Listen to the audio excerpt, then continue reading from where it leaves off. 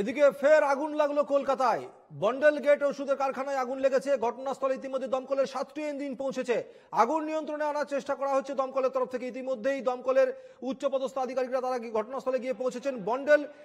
যে বন্ডেলের একটি কারখানা, বন্ডেল গেটে ওষুধ তৈরি কারখানা, এই ওষুধের কারখানায় আগুন লেগেছে বলে জানা যাচ্ছে। 7টি ইঞ্জিন ইতিমধ্যে ঘটনাস্থলে পৌঁছেছে। প্রথমে সাধারণ মানুষ যারা ছিলেন, এলাকাবাসী যারা ছিলেন, তারাই উদ্ধার কাজে হাত লাগিয়েছিলেন, আগুন নেবানোর কাজ চেষ্টা করছিলেন তারা।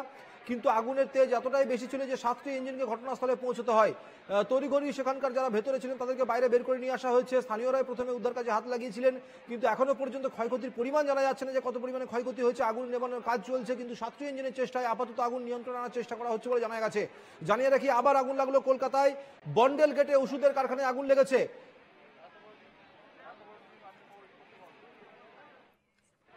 সুস্মিত মজুমদার রয়েছেন আমাদের সঙ্গে প্রতিনিধি। সুস্মিত, আপডেট কি রয়েছে? যে ইলেকট্রিকের শর্ট সার্কিট থেকেই এই আগুন লেগেছে।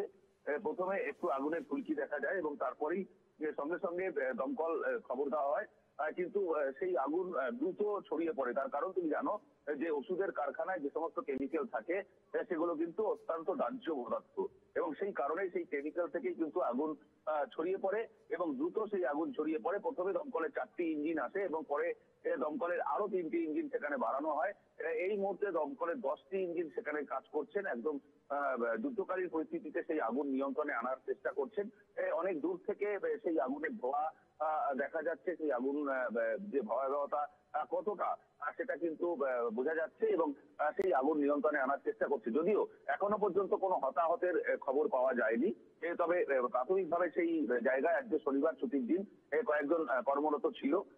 সেই যেহেতু আগুন লাগার সঙ্গে সঙ্গে সেই জায়গাটা এলাকা ফাঁকা করে দেওয়া হয়েছে স্থানীয় পুলিশ এবং স্থানীয় মানুষজনের সাহায্যে। এখন দেখার বিষয় রয়েছে যতক্ষণ না পর্যন্ত সেই বিষয়টি নিয়ন্ত্রণে আসে, যতক্ষণ না পর্যন্ত সেই জায়গাটা ঠান্ডা হয়, তার ফরেনসিক হবে, তারপরেই কিন্তু সম্পূর্ণ বিষয়টা পরিষ্কার হবে।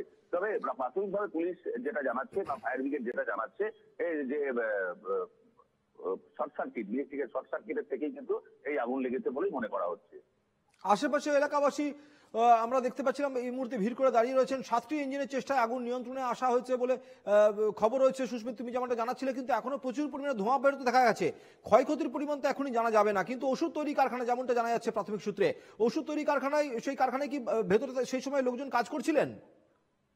দেখো, তোমাকে যেমনটা বললাম যে আজকে শনিবার কারখানায় লোক কম ছিল, যেটা আমরা স্থানীয় সূত্রে খবর পাচ্ছি, এবং যেহেতু প্রায় ছুটির সময় হয়ে গিয়েছে বললেই চলে, কিন্তু কিভাবে আগুন লাগলো এবং আগুন যেহেতু ওষুধের কারখানা, সেখানে কেমিক্যাল, সেই কেমিক্যাল গুলো কিন্তু দাহ্য পদার্থ, সেই কারণেই কিন্তু ধরে যায়। এবং যেহেতু তুমি জানো এটা লোকালিটির মধ্যেই, অর্থাৎ বন্ডেল গেট এই এলাকা আশেপাশেই কিন্তু রেসিডেন্সিয়াল রয়েছে এবং সেই কারণে স্থানীয় মানুষ যে বসবাস সেখানে রয়েছে বলেই কিন্তু সেই লোকজন তারা উদ্গ্রীব হয়ে সেখানে দেখতে যান বা সেই আগুন নিয়ন্ত্রণে প্রথমে তারা জল দিয়ে নেভানোর চেষ্টা করেছিলেন, কিন্তু আগুনের ভয়াবহতা বাড়ার সঙ্গে সঙ্গে দমকলের ইঞ্জিন আসে এবং দমকল কর্মীরা আসার পর কিন্তু স্থানীয় মানুষদের সেখান থেকে সরিয়ে দেওয়া হয় এবং সেই জায়গা থেকে তারা নিজেরাই সেই জায়গাটা আয়ত্ত করে নেয় এবং তারপর তারা আগুন নেভানোর চেষ্টা করেছে। আগুন কিন্তু অনেকটা নিয়ন্ত্রণে আসলেও এখনো কিন্তু ধোঁয়া রয়েছে। তার কারণ সুস্মিত, আমরা দেখতে পাচ্ছি গোটা এলাকা ঢেকে গেছে ধোঁয়ায়, মানে যথেষ্ট আগুন যথেষ্ট তীব্র ছিল।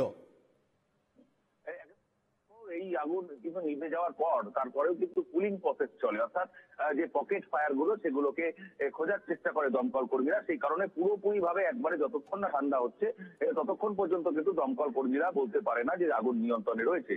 তবে প্রাথমিকভাবে নিয়ন্ত্রণে আসলেও এখনো পর্যন্ত কিন্তু আগুন পুরোপুরি নিয়ন্ত্রণে নয়। তার কারণ এই আগুন সম্পূর্ণ নিয়ন্ত্রণে আসতে এখনো বেশ খানিকটা সময় লাগবে। তার কারণ যে কুলিং প্রসেস, অর্থাৎ এই জায়গাটা আগুন লেগে যাওয়ার পর সেই জায়গাটাকে ঠান্ডা করতে হয়, একেবারেই ঠান্ডা, যেহেতু ধোঁয়া রয়েছে সেই কারণে আবার যদি বাতাস লাগে তারপরে কিন্তু আবার আগুন লেগে যেতে পারে, সেইটা কিন্তু আশঙ্কা করে এবং সেই পূর্ব অভিজ্ঞতা থেকেই তারা শিক্ষা নিয়ে দমকল কর্মীরা তারা সেই জায়গাতে যেখান থেকে ধোঁয়া আসছে বা উৎস যে জায়গাটায় বা অন্য কোনো পকেট ফায়ার রয়েছে কিনা সেই জায়গাগুলো তারা খোঁজার চেষ্টা করছে এবং সেই জায়গাগুলোতে জল দিয়ে নেভানোর চেষ্টা করছে। ধন্যবাদ সুস্মিত।